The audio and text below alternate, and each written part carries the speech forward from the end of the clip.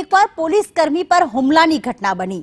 Utran police સ્ટેશનના police કર્મી પર હુમલો થયો છે। દારૂ પકડવા ગયેલા પોલીસ જવાનને માર મારવામાં આવ્યો। આઝમ અમારી સાથે જોડાઈ ગયા છે।